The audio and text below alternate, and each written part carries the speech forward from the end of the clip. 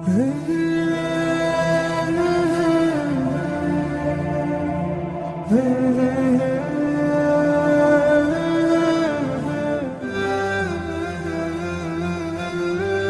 الرحمن الرحیم۔ Al Faisal tours and travels کی جانب سے جو ہمارا 20 روزہ پیکیج بنا ہوا ہے، آج ہم مقامی پیدل زیارتوں کے لیے نکلے ہیں۔ الحمدللہ ہم نے مغرب کی نماز سے پہلے زمانے جاہلیت میں جو ایک بری رسم یہاں پر ہوتی تھی، اپنی اولاد کو، اپنی بیٹیوں کو اپنے ہاتھوں سے زندہ درگور کیا کرتے تھے، ہم اس جگہ پہ جا کر آئے اور اللہ کا بڑا کرم اور فضل اور احسان ہوا کہ نماز مغرب جو ہے ہم نے وہ مسجد حضرت ابو بکر صدیق رضی اللہ تعالیٰ عنہ میں ادا کی ہے۔ اس مسجد کی تاریخ کیا ہے؟ یہ جو کعبہ شریف ہے ہمارا، کعبہ شریف کے اطراف میں صحابہ کرام رضوان اللہ تعالیٰ علیہم اجمعین کے مکانات تھے۔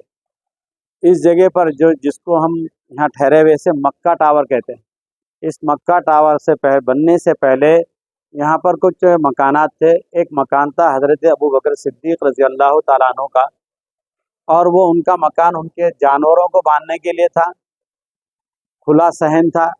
کچھ جگہ ایسی تھی جہاں پر چارپائی ڈال کے آپ بیٹھتے تھے، آنے والے لوگ آپ سے ملاقات کیا کرتے تھے۔ تو ایک زمانے تک اس مکان کو اسی حالت میں رکھا گیا، لیکن جیسے جیسے لوگوں کا آنا زیادہ بڑھا اور پھر زمانے کے حساب سے ترقی ہوتی گئی، تو یہاں کے جو اس وقت کے بادشاہ تھے، انہوں نے یہاں پر مشورہ کیا کہ یہاں پر ایک مال بنانا چاہیے، ایک بڑا شاپنگ مال بنانا چاہیے جس میں تجارتی کاروبار بھی چلے، رہائشی کمرے بھی ہوں، رہنے کے لیے روم بھی رہیں، کاروبار بھی چلے۔ تو اس جگہ کو منتخب کیا گیا اس کے لیے، اس کا بڑا پلان بنا ہے۔ تو اس میں حضرت ابو بکر صدیق رضی اللہ تعالیٰ عنہ کے گھر کو ویسے ہی رکھا گیا تھا، لیکن جس نقشے کو بنانا تھا اس اعتبار سے وہ مکان اگر ہٹایا جاتا تو اس کا نقشہ جو اس وقت بنا، یہ خوبصورت نقشہ بن پاتا تھا۔ تو پھر مشورے میں طے کیا گیا کہ یہ مکان اس کو بھی اس عمارت میں شامل کیا جائے اور حضرت ابو بکر صدیق رضی اللہ تعالیٰ عنہ کے نام سے ایک مسجد یہاں پر بنا دی جائے۔ تو اس مسجد میں جو ہم نے نماز پڑھے ہیں، اس کا نام ہے مسجد حضرت ابو بکر صدیق رضی اللہ تعالیٰ عنہ۔ یہ آپ کے مکان کا کچھ حصہ اس کے اندر ہے، یہ پوری اس کے اندر۔ تو ہم بڑے خوش نصیب ہیں کہ حضرت ابو بکر صدیق رضی اللہ تعالیٰ عنہ کے گویا کہ ہم ان کے مکان کے اوپر جو مسجد بنی ہے اس میں ہم نے نماز مغرب ادا کی۔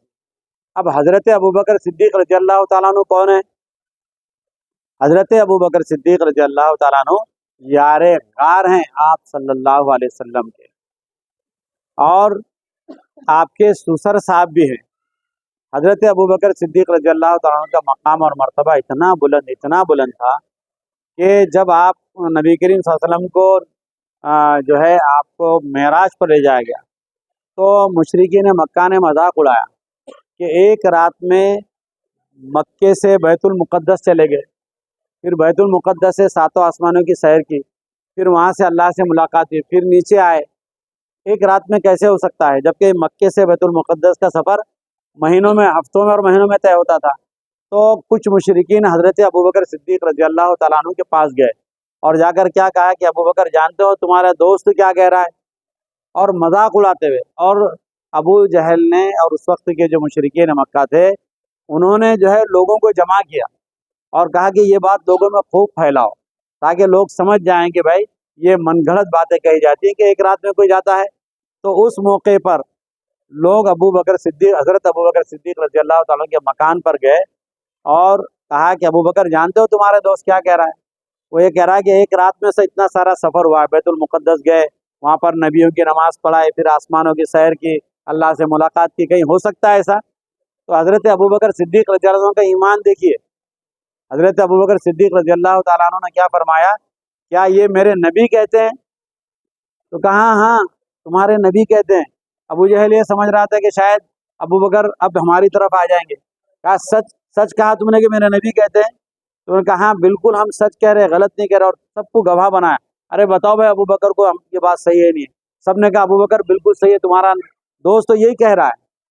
تو پھر حضرت ابو بکر صدیق رضی اللہ تعالیٰ عنہ نے ٹھنڈی سانس لی اور کہا کہ اگر یہ میرے نبی کہہ رہے ہیں تو میں اس کی تصدیق کرتا ہوں۔ اس وقت سے آپ کو حضرت ابو بکر صدیق رضی اللہ تعالیٰ عنہ کہا جاتا ہے۔ اور ایک مرتبہ اللہ کے نبی صلی اللہ علیہ وسلم صحابہ کرام کے میں سے حضرت عمر فاروق رضی اللہ تعالیٰ عنہ تعلق سے ایک بات کہی۔ آپ نے فرمایا کہ لو کان بعد نبی لکان عمر، کہ میرے بعد اگر کوئی نبی ہوتے تو وہ عمر ہوتے۔ تو حضرت عائشہ صدیقہ رضی اللہ تعالیٰ عنہ وہیں پر تھی۔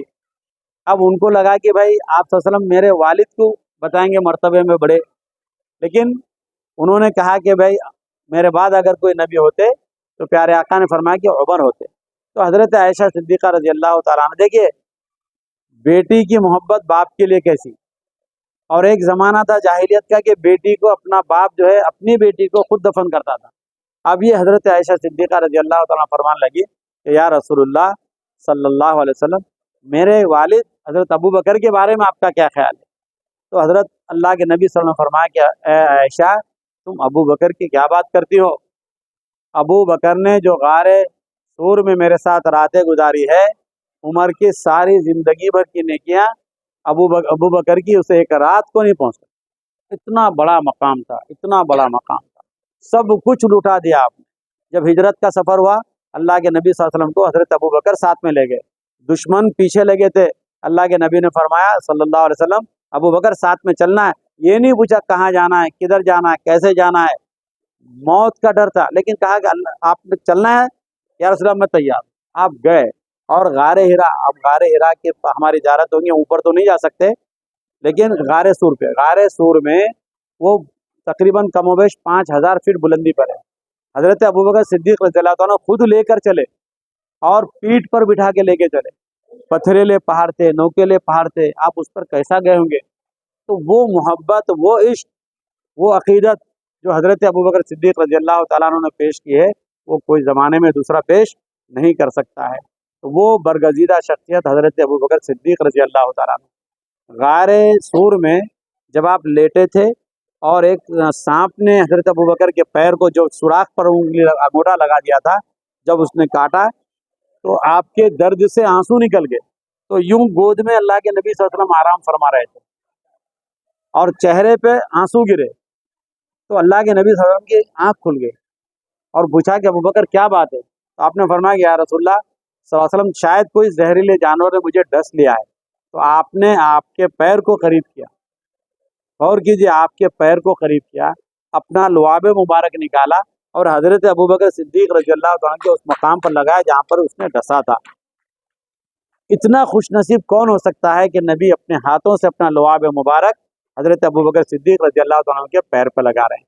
اور اتنا خوش نصیب کون ہوگا کہ جن کے آنسو اور رخسار نبی صلی اللہ علیہ وسلم پر پڑے؟ تو وہ متبرک شخصیت، وہ مقام تھا حضرت ابو بکر صدیق رضی اللہ تعالیٰ عنہ کا، تو ان کا مکان یہیں پر تھا، اس مکان پر مسجد بنی، اور ہم کو اللہ تعالیٰ نے ہم گناہگار بندوں کو اللہ تعالیٰ نے اس مقدس اور پاکیزہ جگہ پر بلا کر اس مقام پر بھی ایک نماز پڑھنے کا موقع دیا۔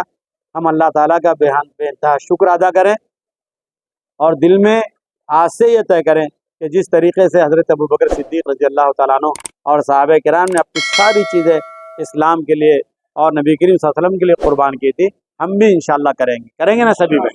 اللہ تعالیٰ ہم سب کو عمل کی توفیق دے۔